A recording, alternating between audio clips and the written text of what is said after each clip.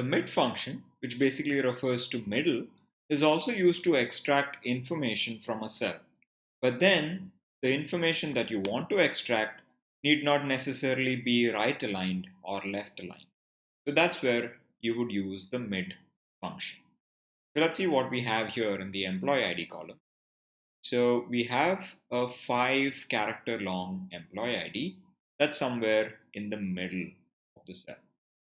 So if you look at it, there is a pattern that we can see that there are 3 junk characters, 3 hash characters followed by the employee ID. And the same pattern is followed by all the 3 cells which contains employee ID. So since we have a pattern, we at least know from which character position we need to start extracting the employee ID. And the second thing that we know is the employee ID is 5 characters long.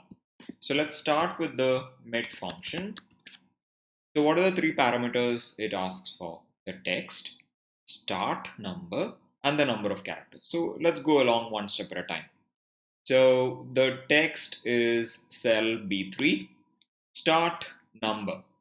So from which position or from which character position do we want to start extracting the employee ID? So as we had discussed a little earlier, we know that it is starting from character position 4, right? So I'll put position start number as 4, and then it asks me how many characters do I want to extract. So that is the number of characters. So we know that our employee ID is 5 characters long, so I'll type in 5. There you go. Now if I drag down the formula, I get exactly what I was looking for.